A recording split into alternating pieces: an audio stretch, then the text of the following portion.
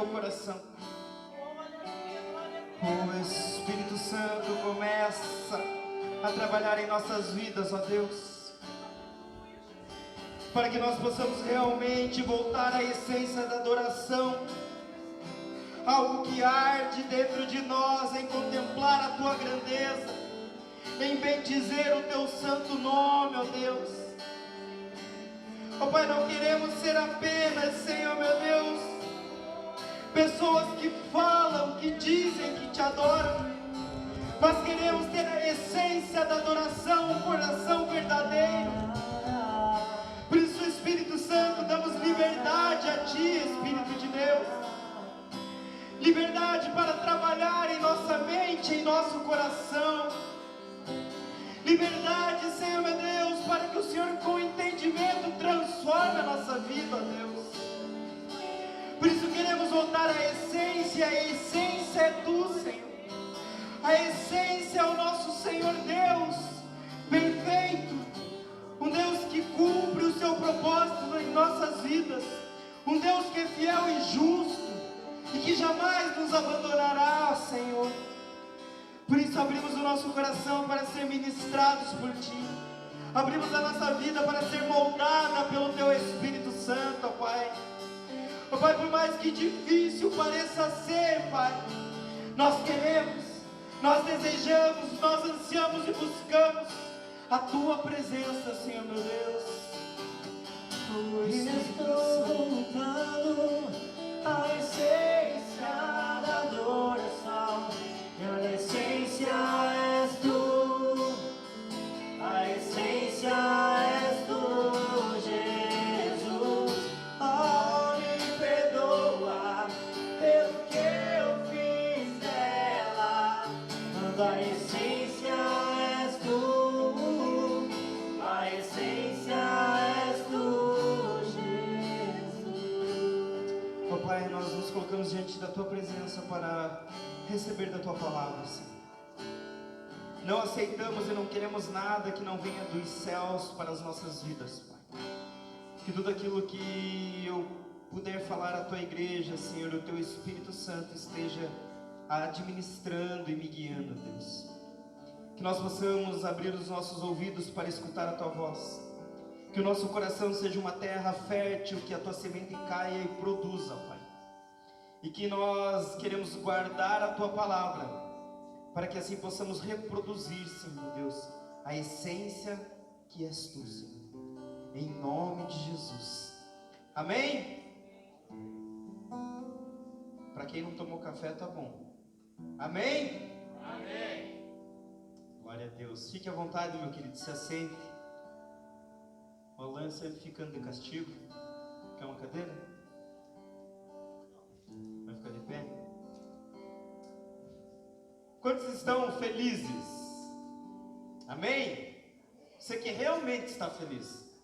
Amém? E para você que ainda tem um pouquinho de tristeza no teu coração, o nosso Deus, o nosso Pai, Ele está aqui, Ele pode e Ele vai encher o teu coração de uma tremenda alegria, que você vai sair daqui diferente do que você entrou. Você vai sair daqui cheio. E essa é uma palavra que eu quero profetizar sobre a tua vida. Eu quero que você saia daqui cheio do Espírito Santo, para que a sua casa seja cheia do Espírito Santo, para que o teu trabalho seja cheio do Espírito Santo, para que teus filhos sejam cheios do Espírito Santo, porque é Ele, é o Espírito Santo, a glória de Deus que nos completa, é a glória de Deus que nos traz a alegria e o prazer da vida. Amém? Amém. Semana passada nós falamos sobre restituição de um modo geral.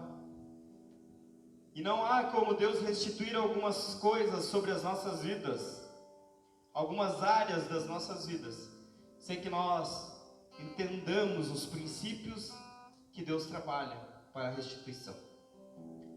Quem não estava aqui terça-feira passada? 2, 3, 4 pessoas. E Deus, Ele trabalha, a gente abordou 4 aspectos principais e o principal deles da semana passada é o arrependimento. para que Deus restitua áreas da nossa vida, nós temos que nos arrepender daquilo que fizemos, seja para nós mesmos, seja para outras pessoas, ou seja de uma vida passada, de uma vida de pecado, de uma vida de erros, de uma vida de satisfação à carne. E o primeiro passo para uma restituição é o arrependimento verdadeiro, genuíno, de coração, de um velho homem, para que então você possa viver a glória, a salvação, se tornando um novo homem em Cristo Jesus, e Ele restituindo assim algumas áreas, algumas coisas das nossas vidas. E hoje nós vamos falar sobre restituição espiritual. Ela, dentro dessa restituição espiritual, ela vai voltar um pouquinho mais à questão ministerial, porque não tem como eu viver o ministério, ou não tem como eu completar a minha vida espiritual sem entender alguns aspectos do que Jesus quer fazer, do que Jesus quer trabalhar em nossas vidas. E eu gostaria que você olhasse para a pessoa que está mais perto de você. Olha aí, talvez tem bancos aí que estão em 3, olha os 3, faz um grupinho de 3, mas olhe bem para essa pessoa. Pergunte para ela, você sabe por que você existe? E daí? Responde, sabe, não sabe? Responde, converse aí. Vocês sabem por que vocês existem ou não? O Alan passou um ano escutando isso. 3. Meu querido, quem tem a certeza e sabe por que existe, participem comigo, não me deixem sozinho. Não, 5, o resto não levantou a mão, ou não tomou banho, ou não tem a certeza. Mas há algo bem rápido que eu quero abordar com vocês. Você existe para um propósito definido. Você é um projeto de Deus. Você não nasceu de um acaso, mas sim você é um projeto de Deus para esta terra. E o propósito da sua existência é para que você, através da sua vida, você proclame neste lugar, nesta terra, o reino dos céus.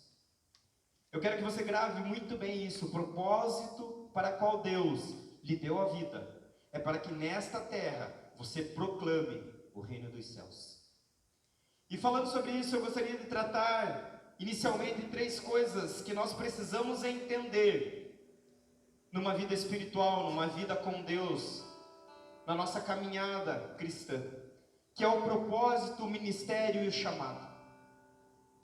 E o propósito, eu quero que você que trouxe seu caderno, você que quer anotar, você que não trouxe, eu quero que você talvez pense no hábito de trazer. Porque muitas vezes o que nós falamos aqui num determinado momento ou agora, ele não é útil para você. Mas de repente, daqui 2, 3 anos, esta palavra ela vai fazer efeito. E você tem lá anotado o que Deus ministrou para nós. E o propósito, eu quero que você entenda que ele é eterno. O propósito de Deus para as nossas vidas, ele é eterno. Ou seja, desde o nosso nascimento até o dia em que a gente morrer, esse propósito, ele durará. E eu quero ir além, porque esse propósito, ele não acaba com a nossa morte terrena, porque ele tem continuidade na vida com Deus. Então esse propósito, ele é eterno, ele jamais se passará. O propósito de Deus para o homem é eterno. O ministério, aquilo que Deus concede para você fazer, isso é um dom. Está no DNA. Quando você nasce, Deus atribui a você alguns talentos, algumas vocações que você deve ou deveria ou deve usar durante a sua vida. E o chamado, ele é temporal. Muitas vezes, eu vou usar a vida do pastor Valmir, vocês vão entender, quem conhece ele. Pastor Valmir, quando aceitou Jesus, ele entrou para a igreja, ele entrou em qual ministério, Alan? Louvor. Eu conheço o pastor Valmir desde muito cedo. E ele trabalhou durante muito tempo com o ministério de louvor. E aquele chamado ministerial para o louvor coube a ele por um determinado tempo, por um determinado período. E quando acaba esse ministério de louvor, Deus chama ele para então o ministério pastoral, a qual ele hoje desenvolve. Então, o propósito, ele é eterno. O ministério está em nosso DNA. São talentos, aptidões, a qual Deus já nos dá desde nascença. E o chamado, ele é temporal. E eu queria desenvolver só um pouquinho com vocês o propósito. E dividir o propósito em duas etapas, ou em duas partes, que ele acontece em nossa vida.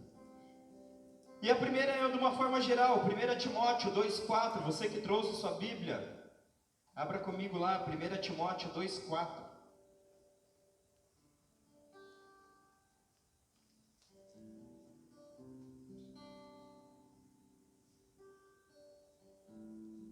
E nós vamos entender que o propósito de Deus para os homens é a salvação. O propósito eterno de Deus para toda a humanidade é que todos sejam salvos, sem acepção de pessoas. E eu gostaria de ler desde o 1. Ademoesto-te, pois, antes de tudo, que façam depressações, orações, intercessões e ações de graça por todos os homens. Aqui Paulo está instruindo a igreja, a Timóteo, para que ele ore por todos os homens, sem acepções de pessoas. Porque se nós nos dizemos cristãos, por que fazer acepção de pessoas se Cristo não fez? Se somos imagem e semelhança de Cristo, se queremos ter uma vida conforme o caráter de Cristo, Cristo quando passou por essa terra, amou e se entregou por todos. A prova maior disso é que aquele bandido que estava na cruz, ao lado dele, era merecedor daquilo na época. Jesus, naquele momento, compartilha com ele o reino dos céus. Da melhor à pior pessoa existente nesse universo, todos são merecedores da graça de Deus. E Paulo ensina a Timóteo a orar por todos, seja aquele que cometeu o pior crime que nós possamos imaginar, quanto aquele que tem uma vida pautada em Deus. Pelos reis e por todos os que estão em eminência, para que tenhamos uma vida quieta e sossegada, em toda piedade e honestidade. Eu quero só fazer um parênteses bem rápido. Pelos reis e por todos aqueles que estão em eminência, por toda a governança, para que possamos ter uma vida quieta e sossegada. Gente, muitas vezes nós vivemos num mundo atribulado, porque nós não oramos pelos nossos governantes. Nós maldizemos, mas não oramos. E a palavra diz, pelos reis e por todos aqueles que estão em eminência, todo o governo civil, para que tenhamos uma vida quieta e sossegada, em toda piedade e honestidade. Porque isso é bom e agradável diante de Deus, e não é diante dos homens. Isso é bom e agradável diante de Deus. O 4, e o principal, que quer que todos os homens se salvem e venham ao conhecimento da verdade. O propósito de Deus, um propósito geral, é para que todos os homens alcancem a salvação. 1 Pedro 1,15, eu não vou ler com vocês, mas lá vai dizer: sede santo como eu sou santo. Deus tem um propósito para todo homem, que é a salvação. E todo homem nascido em Cristo deveria ter esse propósito com Deus. Eu vou ser santo porque o meu Deus é santo. E esse propósito não é um propósito passageiro, mas um propósito eterno. Porque a santificação, ela se começa nessa terra. E nós alcançaremos o maior estágio dela, de ser santo, quando nós estivermos na glória com Deus. Aí nós vamos ser santo como Deus é santo. E a primeira pergunta que eu me faço: Deus tem um propósito comigo? E eu tenho um propósito com Deus? Deus, ele cumpre fielmente todos os dias o seu propósito na minha vida. E como eu tenho cumprido esse propósito perante Deus? Será que todos os dias eu acordo, olho para Deus nas minhas orações e falo: Deus, hoje eu quero dar mais um passo em santidade na tua presença? Ou será que muitas vezes nós levantamos já correndo, quando é que oramos? Deus abençoe meu dia, hoje eu tenho que resolver um problema, pagar uns boletos, e o Senhor vai na frente já resolvendo tudo que eu tenho para resolver, em nome de Jesus, amém.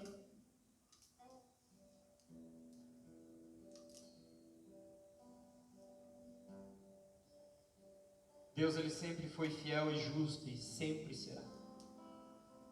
Deus é um Deus de princípios e cumpre o seu propósito. E nós?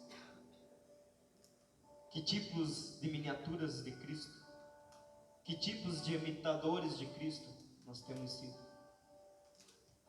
O primeiro propósito, salvação, Deus para com o homem, santificação, o homem para com Deus. E dentro desse propósito que eu poderia dizer geral, que serve para todos nós, a salvação para todos e a santificação de todos para com Deus, existem propósitos específicos. E para deixar mais claro, cada um de nós tem um propósito específico para a sua vida. Quer um exemplo? 3 grandes homens da Bíblia. Davi teve um propósito específico. Ele foi salvo por Deus, caminhou em santidade, e ele tinha um propósito específico na sua época. Jeremias, quero abrir com vocês Salmo 139, vamos rodar a Bíblia, não vou deixar os versículos passar. Está projetando, Glória?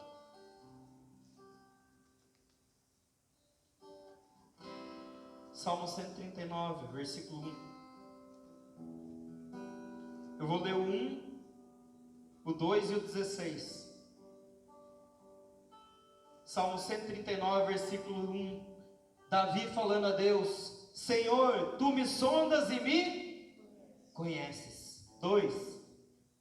Tu sabes o meu assentar e o meu levantar, de longe entendes o meu pensamento. 16. Os teus olhos viram o meu corpo ainda informe. Meu querido, antes mesmo de nós sermos concebidos, antes mesmo do nosso pai e nossa mãe projetar, Deus já via, já tinha uma perspectiva, já sabia quem eu seria. E antes mesmo da minha concepção, Deus já tinha traçado e alinhado um propósito para a minha, para a sua vida. O meu corpo ainda é informe, pode deixar. E no teu livro,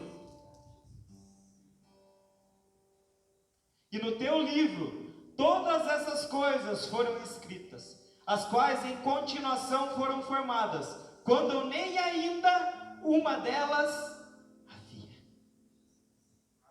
Meu querido, você pode até projetar o seu futuro, mas Deus, Ele já tem o melhor escrito para você. Você pode até pensar, correr atrás, isso faz parte da humanidade, mas Deus tem os melhores dias escritos para você.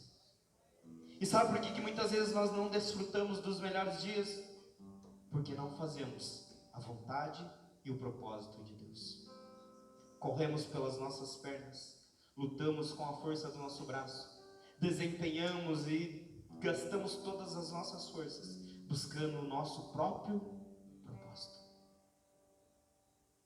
E muitas vezes, nós vemos hoje pessoas sofrendo, nós vemos hoje muitas limitações na área sentimental, na área emocional.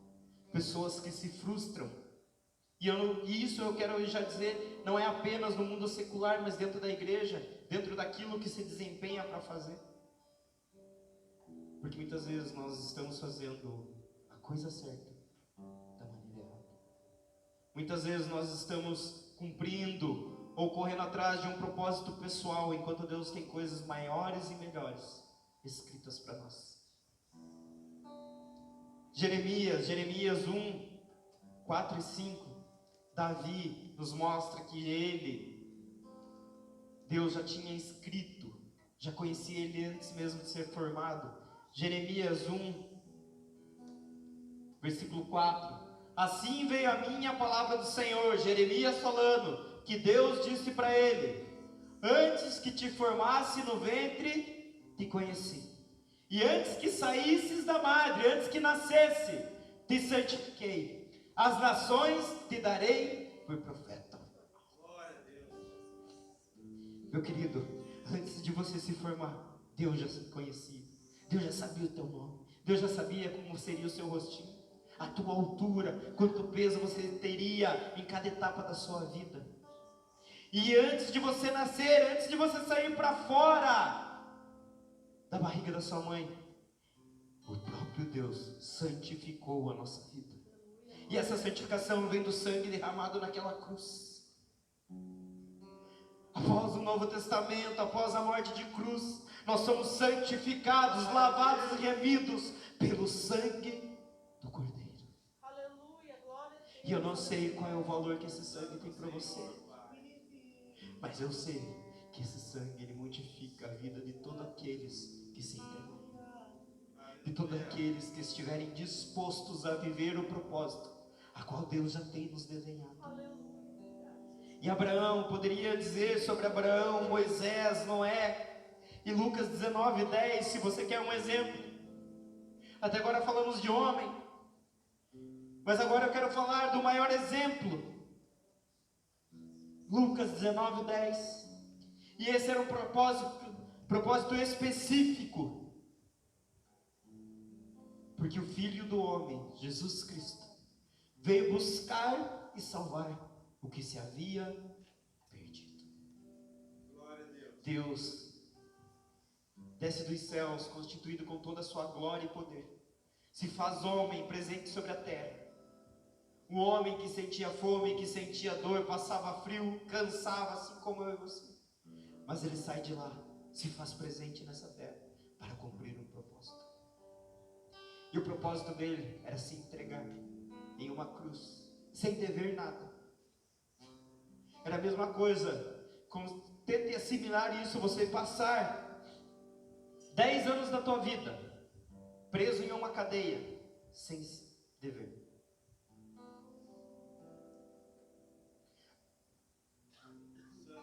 Ou você passar 10 anos da tua vida pagando o preço por algo que você não fez, que você não cometeu, ou por outra pessoa.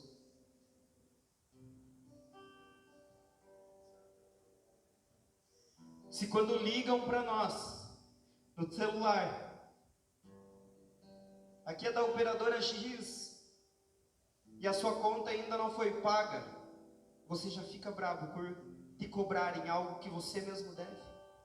Imagine se a gente fosse pagar por algo que não devia. Mas Jesus, em seu amor pleno, entregou a sua vida por mim e por você. Glória a Deus. E a palavra não é sobre amor e salvação. Eu não sei por que Deus tem frisado isso. Então nós podemos entender que o propósito, ele é geral, de uma forma de salvação e santificação, específico. Cada um de nós temos um propósito direcionado por Deus.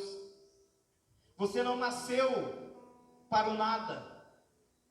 Você não nasceu apenas para cumprir uma passagem por essa vida, se formar em uma faculdade, ir trabalhar, acumular riquezas e de repente partir. Mas você nasceu com o propósito de divulgar o reino dos céus sobre esta terra. Esse é o propósito a qual Deus nos colocou neste lugar. Este é o propósito a qual Deus nos gerou e nos deu a vida. E Ele mesmo nos garante, através desde Gênesis, dizendo que antes mesmo que nós nascêssemos, os nossos dias estavam escritos, desenhados e projetados por Deus. Aleluia. Glória a ti, Senhor. E entendendo que eu tenho um propósito, eu quero falar sobre ministério. Quantos entenderam que cada um de nós temos um propósito? Amém? Glória a Deus. Ministério é o dom de Deus. Deus, Ele nos atribui, Deus, Ele nos dá, Ele projeta sobre o nosso DNA algumas habilidades. habilidades diferentes. Se eu pegar esse instrumento, eu passei 1 ano, quase 2 anos, para aprender a tocar violão. Toda semana, 2 ou 3 vezes na semana tinha aula de violão. Sabe o quanto eu toco de violão? Nada. Até meu violão eu esqueci lá. Tanto que eu me importava com o violão. Sabe por quê? Porque esse não é o meu talento. Não é isso que Deus me deu habilidade. Muitas vezes Deus nos dá habilidade, nós pegamos essa habilidade que Deus nos dá, e eu quero que você entenda isso com muita sabedoria. Usamos apenas para benefício próprio. Usamos para enriquecer, usamos para nos dar bem, usamos para levar vantagem. Usamos para tudo aquilo que contribua apenas para a nossa pessoa. Mas eu quero que você saiba que Deus lhe deu habilidade, que Deus lhe colocou alguns recursos para você ver, para que em primeiro lugar, você possa colocar o reino de Deus. Para que em primeiro lugar você use essas habilidades para adorar a Deus, para alcançar e salvar o perdido. E muitas vezes, e isso a gente tem que começar a pensar, nós temos professores, nós temos enfermeiros, nós temos vendedores, tantas profissões, que nós nos deslocamos da nossa casa, chegamos no nosso local de trabalho, e apenas cumprimos com a nossa carga horária, para que o dinheiro entre no bolso. Mas naquele lugar Deus te colocou para fazer a diferença, não apenas para ganhar dinheiro. Deus te colocou naquele lugar para você ser referência, abrigo, segurança para as pessoas que lá estão. E a habilidade que Deus desenvolveu para você ser um profissional é para honrar Ele, é para levar a palavra dEle. E por que eu digo isso? Talvez nós estávamos conversando com a Alan hoje a respeito dessa palavra de manhã. E eu gostaria que você começasse a pensar nisso. Infelizmente, nós não preparamos os nossos filhos para viver o ministério.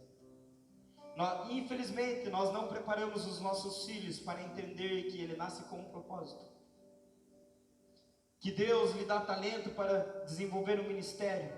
E que a qualquer momento, em qualquer etapa da vida, Deus pode chamar ele aqui ou acolá para se cumprir um desejo de Deus. Infelizmente, nós preparamos os nossos filhos para viver uma religião, para dizer que ele tem que ir na igreja, que ele deve estar na igreja. Mas a educação, e isso nós temos que aprender, seja ela uma educação comportamental ou uma educação espiritual, se aprende em casa. Quando você coloca o seu filho para contar histórias bíblicas, quando você estimula o teu filho a ler uma leitura bíblica, assistir um desenho bíblico, você está formando um homem segundo, uma mulher segundo o coração de Deus. Ministério, dom de Deus, e o significado da palavra ministério, pessoa a qual se confia a administração dos seus ministérios. E o sinônimo de ministério ou ministro é auxiliar, embaixador e executor. E uma frase que eu queria que você gravasse: quem exerce sua função ministerial está respondendo ao propósito e se capacitando para cumprir o chamado. Quem exerce sua função ministerial está respondendo ao propósito e se capacitando para cumprir o chamado. Efésios 4, 7. Todos foram chamados para exercer um ministério. E nós confundimos algo: ministério com serviço de igreja. Porque o ministério ele não se dá apenas no servir na igreja, mas o ministério ele se dá no reino de Deus. Porque o ministério, ele não é concedido através da igreja, não é a igreja que te dá o dom, não é a igreja que te habilita, mas é Deus na sua formação que te dá o dom, que te habilita a desenvolver o ministério. A igreja é apenas um local para você desenvolver aquilo que Deus já deu para você. Assim como a tua família, a tua casa, o teu trabalho, os teus amigos, são locais, são lugares, são pessoas a qual Deus tem colocado você para desenvolver o dom ministerial que Deus te capacitou. E sabe o que acontece? A religiosidade faz que se eu não for pastor na igreja, se eu não for profeta na igreja, que se eu não for mestre da lei na igreja, eu não sou lá fora. Meu querido, não se detenha ao ministério religioso, mas abrace o ministério, o dom que Deus deu para você. Não fique aqui preso dentro de quatro paredes, enquanto lá fora existem pessoas precisando ser direcionada, ser abraçada, ser orientada por aquilo que Deus capacitou você desde a sua nascença, por aquilo que Deus deu para você desde o ventre da sua mãe. Quem exerce sua função ministerial está respondendo a um propósito e se capacitando para cumprir o chamado. Efésios 4, versículo 7. E eu quero que vocês entendam.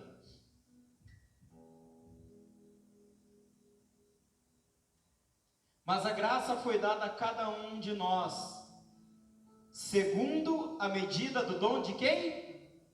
De Cristo, não é da igreja. Por isso diz, subindo ao alto, levou cativo o cativeiro, e deu dons aos homens. Ele não deu dom para quem está na igreja, ele deu dom aos homens. Ora, isto ele subiu, que é senão que também antes tinha descido às portas mais baixas da terra. Aquele que desceu é também o mesmo que subiu acima de todos os céus, para cumprir todas as coisas. E ele mesmo deu uns para apóstolos, e outros para profetas, e outros para evangelistas, e outros para pastores, e outros para doutores, querendo o aperfeiçoamento dos santos, para a obra do ministério, para a edificação do corpo de Cristo. Aleluia, Jesus. Aleluia. Meu querido, Deus deu o dom a cada um de nós. Cada um de nós temos um dom de profeta, de evangelista, cada um segundo o ministério de Cristo. E eu acredito que uma igreja completa, não uma igreja perfeita, uma igreja completa, é uma igreja que tem os 5 ministérios atuantes: o ministério profético, o ministério evangelístico, o ministério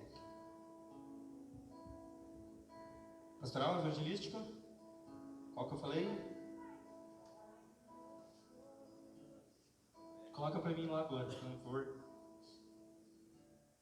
7:16.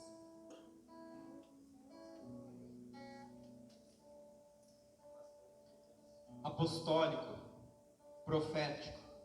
Apostólico é pastoral.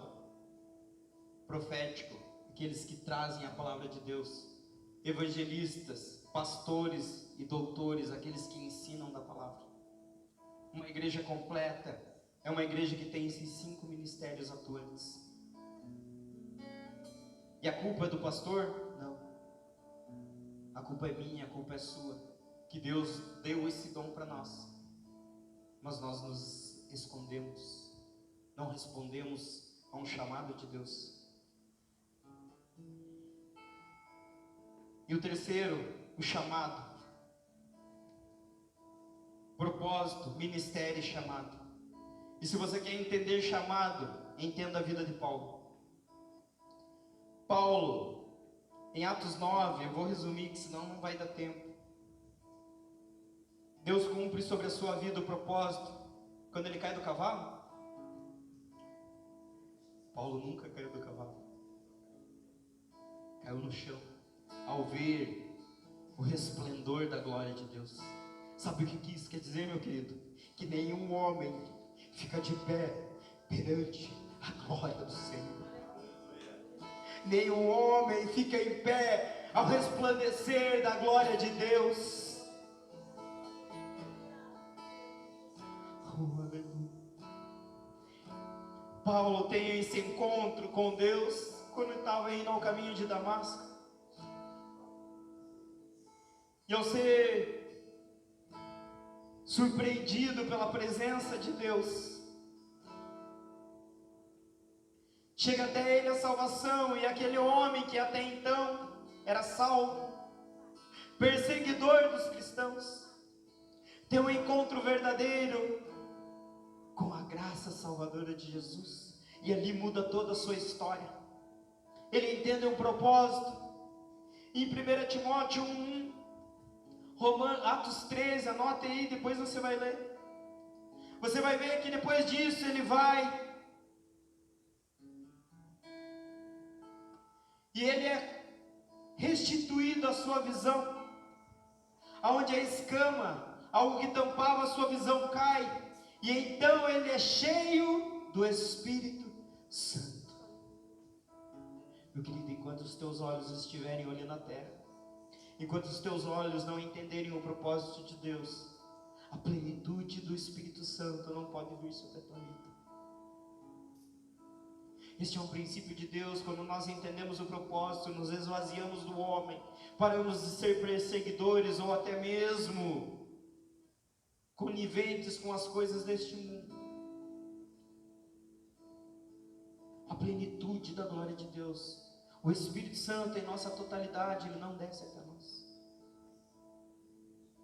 E quando aquele homem, quando aquele Saulo entende que agora Deus chamou ele para uma nova vida, e aos seus olhos caírem as escamas e ele se tornar uma nova criatura, o Espírito Santo toma conta da vida dele. E então, aonde ele estava, junto com os apóstolos, a igreja coloca a mão sobre ele, e agora ele vai cumprir um chamado. Meu querido, você não vai cumprir nenhum chamado. Deus não vai te usar enquanto você não entender o propósito, o ministério a qual você foi chamado por Deus. E existem várias e várias pessoas tentando alcançar um lugar de liderança, tentando levantar ministérios, ou até mesmo não vendo as coisas acontecer na sua casa, porque ainda não entenderam o propósito de Deus para a sua vida, que ainda não conseguiram identificar o dom ministerial que Deus deu para eles. E eu gostaria que você abrisse 1 Timóteo 4:7.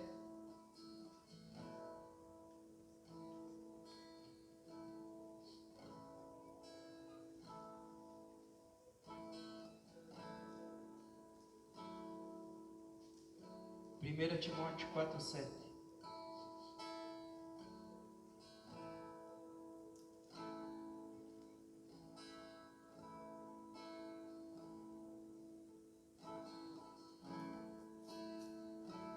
Glória a Deus. Aleluia. Santo teu nome, Pai.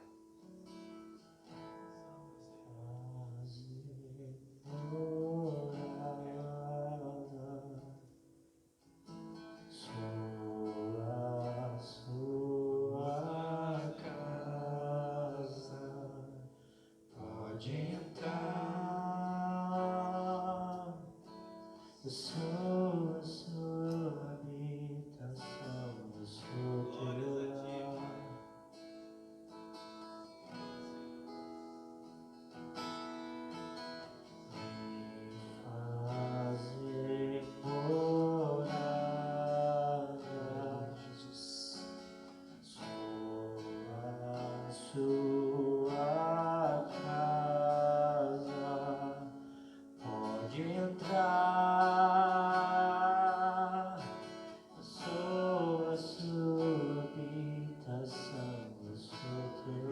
2 Timóteo 4:7, perdão.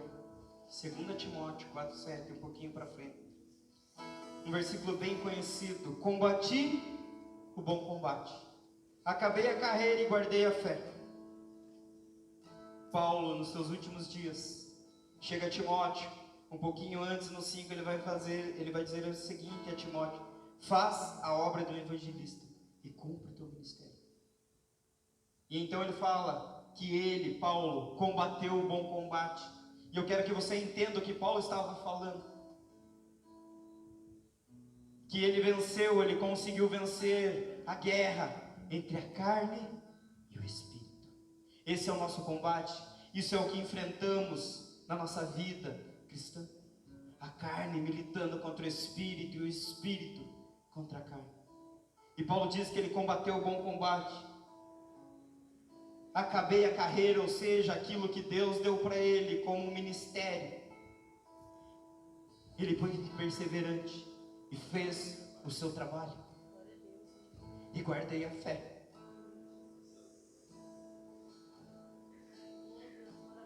Eu consigo imaginar tudo aquilo que Paulo passou e foi perseguido. Quantas prisões ele enfrentou. Mas em nenhum momento a sua fé foi abalada. Sabe, nós no primeiro contratempo que nós temos, nós olhamos para o céu e falamos: cadê Deus? O Senhor me abandonou, Senhor. Paulo, ele combateu o bom combate. Ele completou a sua missão. E sobretudo, em todas as circunstâncias, ele guardou a fé. A fé nunca saiu do seu coração. Ele jamais titubeou, ou ele jamais vacilou sobre aquilo que ele tinha como certeza, que Deus estava com ele.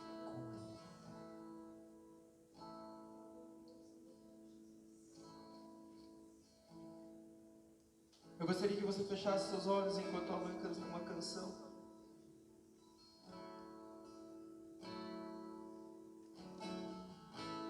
Nós vamos entrar na parte final dessa temática sobre restituição espiritual, falando de um homem que tem a sua porção dobrada através de cumprir princípios na sua vida. Meu querido, Deus te criou por um propósito, te habilitou através de dom, para que você cumpra o ministério. E para que nas etapas da sua vida você seja chamado a proclamar o reino de Deus. Oh Senhor, vem sobre nós, ó Tu Pai. és minha vida, Jesus, és meu amigo.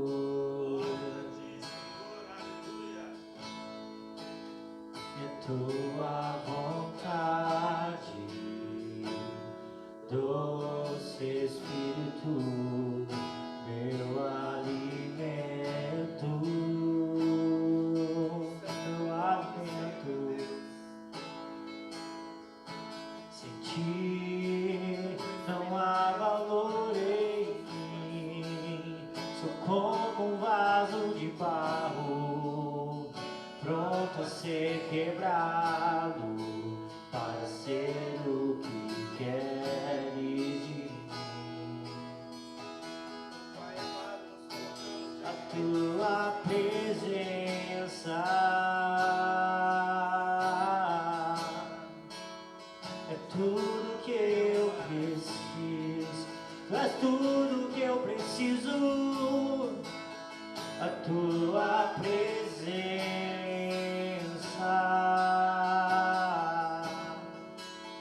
é meu maior valor.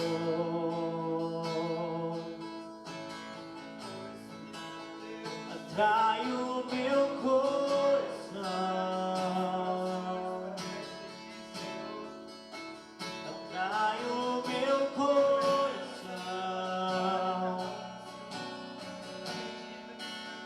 És tudo que eu preciso. Tu és tudo que nós precisamos, Deus. Você pode declarar isso? Atrai o meu coração, atrai o atrai o meu coração. Eu posso te tocar, eu posso te tocar. Aleluia, Jesus. Tu és minha vida, tu és minha vida. Nós possamos, Senhor, nessa noite render o nosso coração na tua presença, ó És Deus. meu amigo, Ser tocado, Senhor, és por meu ti. amigo. Ser restituído, Senhor, meu Deus, sobre a tua presença, ó Pai. Doce Que Espírito, nessa noite, Senhor, ministérios sejam restituídos. Vidas de intimidade, Senhor, meu Deus, de devoção a ti sejam restituídas. sem ti não há valor em mim. Sou como um vaso de barro, pronto a ser quebrado, para ser o que queres em mim. A tua presença és tudo que eu preciso.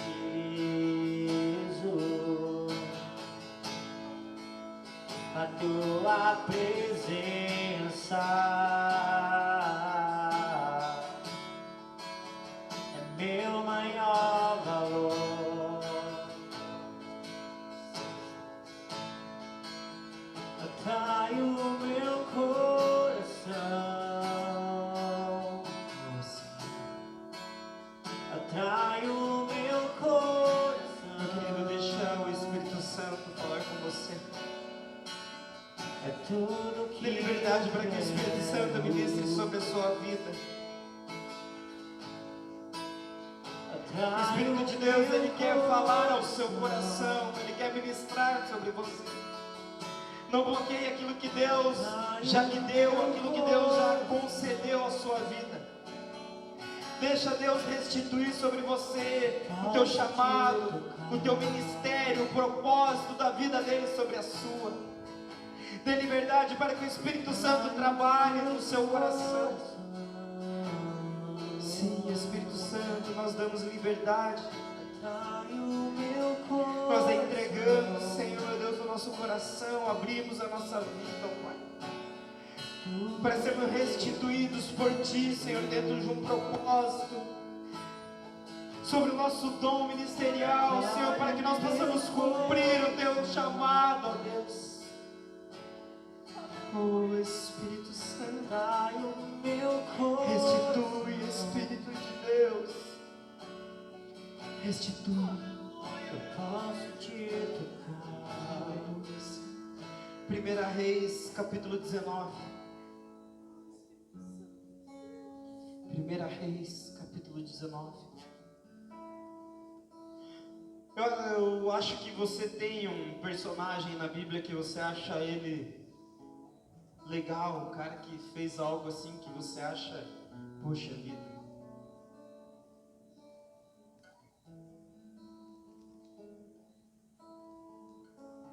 Diga lá, Geraldo. Paulo. Imagine você fazer 2 vezes mais do que Paulo fez.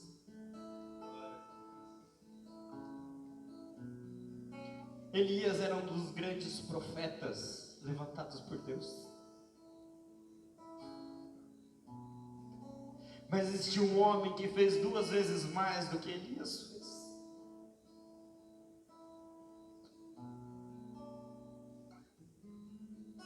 Porque o dia Eliseu estava arando a terra, trabalhando, fazendo aquilo que ele sabia fazer. E Elias, passando por lá, pega a sua capa e joga sobre Eliseu. E aquilo era a representatividade que o povo de Israel teria um novo profeta.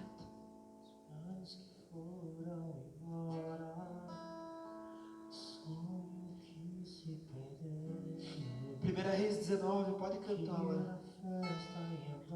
E partindo dali, achou Eliseu, filho de Safate, Safate, que arava com 12 juntas de bois diante de si. E ele seguia com a 12ª, e passando Elias diante dele, jogou sobre ele a sua capa. Então deixou ele os bois, veio correndo atrás de Elias e disse: rogo-te que me deixes beijar o meu pai e minha mãe, e logo te seguirei. E ele lhe disse: vai e volta, pois que eu tenho feito eu.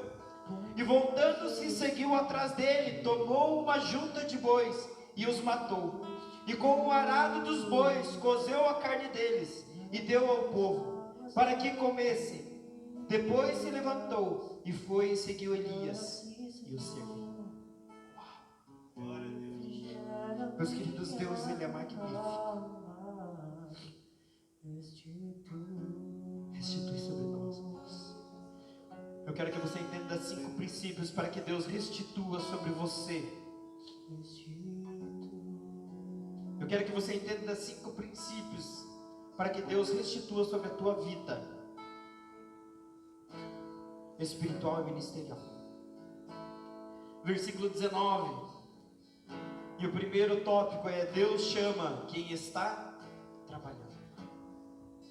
Deus só chama quem está trabalhando. E meu querido, não é um trabalho apenas secular, seja na obra dele, seja na sua casa, seja no seu trabalho. Deus só chama quem está trabalhando. Deus não chama nenhum desinteressado. Deus não chama nenhum sossegado. Deus não chama quem não quer nada com nada. Deus só chama quem está trabalhando. Davi estava apacentando as ovelhas no pasto. Gideão estava malhando o trigo. Eliseu estava arando a terra. Nem sempre o nosso trabalho está ligado diretamente ao nosso ministério, mas está indiretamente nos preparando para que possamos cumprir o nosso ministério, o nosso chamado. Eliseu estava arando a terra. E o que arar a terra tem a ver com que Eliseu seria profeta? Diretamente, nada a ver. Mas indiretamente Deus já tinha preparado Eliseu para assumir aquele cargo, para assumir aquele ministério. Sabe por quê, meu querido? A palavra mesmo diz: o homem, o agricultor, quando ele pega o seu arado, ele só olha para frente. Ele caminha sempre para frente. Elias aqui, ele já estava preocupado com um monte de coisas que estava para trás dele. E Elias já não conseguia mais olhar para frente, mas começava a olhar aquilo que perseguia, aquilo que estava atrás dele. Eliseu foi preparado para olhar para frente. Muitas vezes o teu trabalho de hoje é um preparo para que Deus tenha para cumprir daqui 5, 10, 15, 20 anos. Muitas vezes você queria estar trocando, cantando, pregando, e o pastor chega para você e fala: ó, tem um banheiro para limpar lá, tem como? Ah, pastor, mas eu recebi de Deus o dom, o ministério da palavra. Como que o senhor quer que eu limpe o banheiro? Meu querido, se você não entender obediência e hierarquia, Deus nunca vai te colocar em alguns lugares. Muitas vezes Deus coloca à prova a nossa obediência, o nosso desenvolvimento, para que possamos aprender e desenvolver alguma coisa que nos vai ser útil para frente. E talvez quantas vezes na vida você falou: isso não me serve, esse trabalho não é bom para mim, isso daqui não está perto da minha qualificação, ou da onde que eu vou me rebaixar para fazer isso. Mas talvez aquela era a oportunidade que você tinha de aprender um pouco mais, para que lá na frente Deus usasse você, para que Deus treinasse hoje para ser usado amanhã. E algo interessante: enquanto você trabalha, Deus move os céus em sua direção. Enquanto você trabalha, Deus move o mundo espiritual em sua direção. Elias, naquela cidade da onde Elias vinha, existia uma escola de profeta, ou seja, ali pessoas estavam preparadas para serem profetas. Mas Eliseu estava lá no campo, um agricultor preparando o campo. Enquanto Eliseu estava trabalhando, Deus movia Elias em direção a Eliseu, para que se cumprisse um propósito.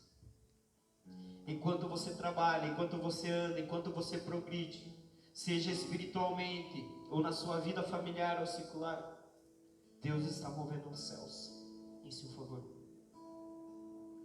A palavra é clara, vai ter com a formiga o preguiçoso. Deus não compactua, Deus não forma elos, Deus não forma aliança com quem não tem o mínimo prazer ou a mínima força de vontade para que se cumpra algumas coisas. No versículo 20, Deus chama quem cumpre a sua palavra. Mas se você puder achar para mim uns papelzinhos, fazer um favor. No versículo 20, então deixou ele os bois, veio correndo atrás de Elias e disse: rogo-te para que deixes beijar meu pai e minha mãe, e logo te seguirei. Deus não chama quem não cumpre a sua palavra. Deus não chama ninguém a qual não cumpre os seus princípios. Primeiro, estar disposto, estar trabalhando, estar produzindo. Segundo, cumprir princípios, cumprir os mandamentos. Nós vamos ver que Eliseu recebe o chamado de Elias através do Espírito Santo para ser o próximo profeta. Mas antes de qualquer coisa, ele cumpre um mandamento: honra pai e mãe. Vocês acham, obrigado, Deus abençoe. Vocês acham que se ele tivesse falado: ah, não, beleza, estou indo, vamos embora, depois de um mês eu ligar: seu pai, passou um homem aqui, me chamou e eu vim com ele, ele teria honrado seu pai e sua mãe? Mas antes de qualquer coisa, antes de qualquer posicionamento ou qualquer decisão de Eliseu, ele fala a Elias: espera aí, eu entendi o propósito, eu recebo sobre mim esse ministério, mas eu preciso fazer algo, eu preciso cumprir um princípio, eu preciso cumprir um mandamento. E ele vai até sua casa: meu pai, hoje os céus se abriram sobre mim, e Deus declara sobre a minha vida o dom de ser profeta sobre Israel. E eu preciso da sua bênção, mãe. Eu preciso da sua bênção, pai. Porque a partir de hoje eu vou para cumprir o propósito a qual Deus me chamou. Quer que seja restabelecido, restituído sobre a tua vida espiritual, ministerial, algumas coisas. Cumpra princípios. Cumpra os mandamentos. Ninguém pode cumprir o seu ministério quebrando princípios e mandamentos. E tem gente que quebra princípios em nome do tal chamado. Já não é um chamado divino. A gente vê muito disso. Pessoas que, para alcançar um lugar a qual Deus até mesmo possa ter colocado ou chamado ela, ela quebra um monte de princípios. E vocês já devem ter visto isso no seu trabalho, ou até mesmo dentro da igreja, ou talvez na igreja acho que não acontece. A pessoa quer muito ser líder dos jovens. Vou usar um amigo meu. Ele quer ser muito líder dos jovens, e daí ele chega para o pastor e começa: pastor, você sabe que além de filho, né, eu estou aí. Sabe que nós somos sangue do mesmo sangue. E o Diogo não quer nada com nada, olhe bem. O pastor Diogo não está nem aí para as coisas. O Diogo é muito fraquinho, eu sou melhor que ele. E para você assumir algo, uma posição, um posicionamento, algo até mesmo que Deus te deu o dom para cumprir, você acaba quebrando princípios, falando mal das pessoas, gerando fofoca, intriga. Quantas vezes pessoas almejando um cargo dentro do trabalho tentam derrubar outras pessoas, inventando coisas, mentindo. Deus, Ele não compactua com pessoas que quebram princípios. Em terceiro, valorize o seu chamado. Versículo 20 ainda. E ele disse: vai, profeta Elias, diz a Eliseu, vai e volta, pois que tenho feito eu. Elias olha para Eliseu e diz: vai, cumpre esse princípio, mas vai e volta. E sabe o que é triste de ver, gente? Muitas vezes nós estamos aqui, vem e recebe uma palavra profética sobre a nossa vida, recebe algo vindo de Deus, e sai naquele momento que estamos aqui, nós somos tocados pelo Espírito Santo. Deus traz algo aos seus ouvidos, fala a você uma determinação daquilo que Ele espera de você. E nós somos contemplados com o Espírito Santo. Mas 2 horas depois, nós já esquecemos. 2 horas depois, já nós não respondemos mais aquilo que Deus trouxe para nós. Eu fico imaginando Eliseu voltando para sua casa, não sei o percurso, a Bíblia não relata. Mas vamos dizer que ele teria que andar 2 quilômetros para ir, 2 para voltar, 4 quilômetros.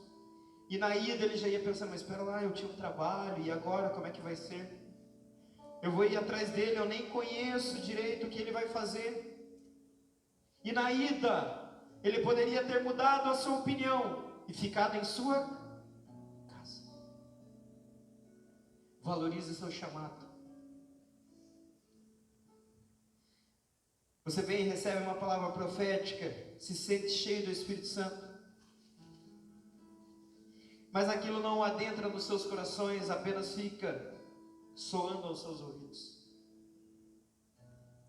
Todo ministério, todo chamado de Deus não é apenas para escutarmos, mas é para ser vivido. Cuide do que é seu, dentro do valorize seu chamado. Quantas pessoas são chamadas para exercer uma função perante o rei, mas elas não valorizam o que é dela, mas elas ficam de olho do que é dos outros. Existe um ditado: o pasto do vizinho sempre é mais verde do que o meu. A grama, o pasto, a grama do vizinho sempre é mais verde que a minha. Você pode estar com a graminha bem verdinha, mas você olha pela janela: mas aquela eu acho que está melhor. Não sabe que é sintético. Muita gente dá mais valor no ministério dos outros e deixa de viver as riquezas do seu ministério e desfrutar na sua vida as bênçãos que Deus tem.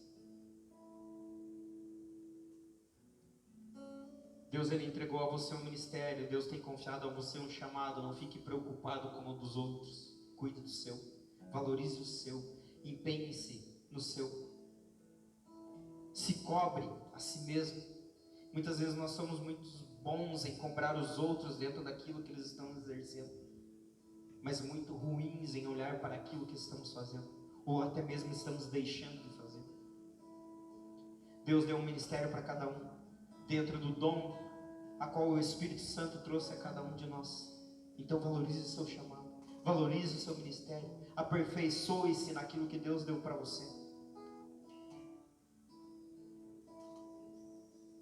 Valorize o seu chamado. Eu tenho uma amiga nossa, que ela tem um chamado gigantesco, grandioso. Mas durante talvez 4, 5 anos, eu escutei muito dela: quando eu terminar minha faculdade, eu faço. Quando eu terminar minha faculdade, eu vou me dedicar às coisas de Deus. Prioridades, meu querido. Prioridades. Muitas vezes nós colocamos muitas coisas antes do nosso dever ministerial, do nosso chamado. E com isso nós perdemos algumas oportunidades de sermos abençoados por Deus, de crescermos espiritualmente perante Deus. Mas agora, com o entendimento a qual Deus nos traz, nós podemos restituir, restaurar trazer de volta sobre as nossas vidas isso. E o quarto, destrói o que pode te levar para o passado. No versículo 21, e voltando seguiu atrás dele, e tomou uma junta de boi, e os matou, e com o arado dos bois, cozeu a carne deles, e deu ao povo. Destrói o que pode te fazer voltar para trás. Eliseu, ele tinha total certeza que aquilo que ele fazia já não era mais preciso para a vida dele, porque agora ele estava entrando em um propósito, um projeto de Deus, e Deus iria fazer tudo o que era necessário para que se cumprisse. Muitas vezes Deus nos traz a direção, Deus nos traz o caminho a seguir, mas nós queremos manter um plano B. Se não der certo isso que Deus está direcionando, eu tenho um outro meio de fazer. Falta de fé, de segurança, de certeza naquilo que Deus já nos deu, naquilo que Deus já nos chamou para ser feito. Eliseu, o arado, dá ao povo, ele supre todos aqueles que estavam à volta dele com aquilo que ele estava deixando para trás. E agora ele olha para frente, com a certeza de onde ele iria. Para ele o trabalho ou uma vida passada já não era mais importante. Agora o que era importante para Eliseu era o ministério para o qual Deus chamou. O que é mais importante para você, meu querido? Tudo aquilo que você pode adquirir com a força do teu braço? Ou é mais importante para você cumprir o ministério, cumprir o propósito, cumprir aquilo que Deus chamou para você fazer? E às vezes parece uma palavra tão vaga, eu olho para vocês todos atentos, olhando para mim, e essa palavra ela é um pouquinho mais difícil de se entender, porque talvez é muito mais um ensinamento do que algo que Deus vem e molda os nossos corações. E por último, seguir e servir. Depois que Eliseu ele entende o propósito, ele recebe sobre si o ministério, agora está na hora dele cumprir com o seu chamado. E o versículo ele vai acabar dizendo: depois se levantou, no 21, e depois se levantou, e foi e seguiu Elias, e o serviu. Hierarquia. Eliseu serviu e foi servido por uma geração. Grave isso, Eliseu serviu e foi servido por uma geração, mas antes seguiu e serviu a um homem, a um líder. Muitas vezes nós queremos impactar uma igreja, nós queremos impactar uma geração, mas não conseguimos ser submissos a um líder. Não conseguimos entender hierarquia e obediência. E Deus não compactua, falo de volta, com pessoas que não cumprem princípios. Deus trabalha com hierarquia. Não gaste tempo e energia fazendo algo que não é o seu ministério, ou ao qual você não foi chamado para fazer. E para nós entendermos como Deus trabalha com hierarquia é fácil. Depois de Moisés veio, quem veio após Moisés? Josué. Após Paulo veio Timóteo. Após Elias veio Eliseu. E Deus respeita a hierarquia e só falou com os sucessores depois que já não se fazia mais presente os líderes. Então não queira atropelar as coisas, porque Deus não é assim. Deus não trabalha assim. Deus ele trabalha com hierarquias. E para finalizar, eu gostaria que você gravasse: enquanto o seu ministério e seu chamado está sendo cumprido, o sobrenatural de Deus está à sua disposição. E Deus assim estará restituindo sua vida, seja na área ministerial, espiritual ou familiar. Enquanto o seu ministério ou o seu chamado está sendo cumprido, o sobrenatural de Deus está à sua disposição. Eu gostaria que você ficasse em pé. todo o meu coração, Feche seus olhos. com toda a força que há em mim, minha vida inteira é pra te conhecer. Meu querido, talvez por alguns desgastes, Meu interior, você abriu mão daquilo que Deus confiou sobre a sua mão. seguirei Talvez por algumas frustrações feitas por homens, você abandonou o ministério a qual Deus confiou a você. E eu quero que você entenda que a vida ministerial, ela faz parte da vida espiritual. Não há como eu cumprir o meu ministério se espiritualmente eu não estiver conectado com Deus. Não há como eu cumprir um propósito se antes eu não me alinhar, não dobrar os meus joelhos, não jejuar e entrar em comunhão, em participação com aquilo que Deus tem para mim.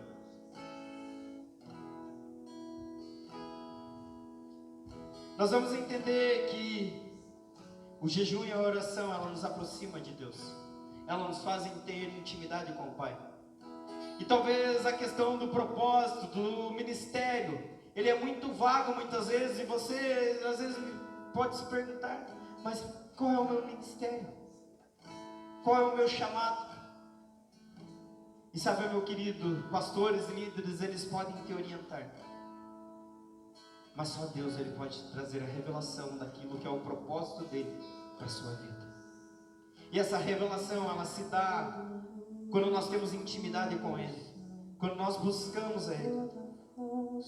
E eu gostaria que você fechasse seus olhos e começasse a orar a Deus. Ó Deus, se eu tenho a dificuldade em entender o meu propósito, em entender o meu ministério, cumprir o seu chamado, comece a falar com Deus, para que Deus restitua áreas na sua vida ministerial, para que Deus restitua a sua vida espiritual, para que então a gente possa cumprir com a nossa parte, cumprir com o propósito estabelecido por Deus. Oh Espírito Santo, meu coração, com toda a força que há em mim, minha vida inteira é pra te conhecer. Meu interior percebe seu, te seguirei até o fim. Todos os meus dias são pra ti, com todo o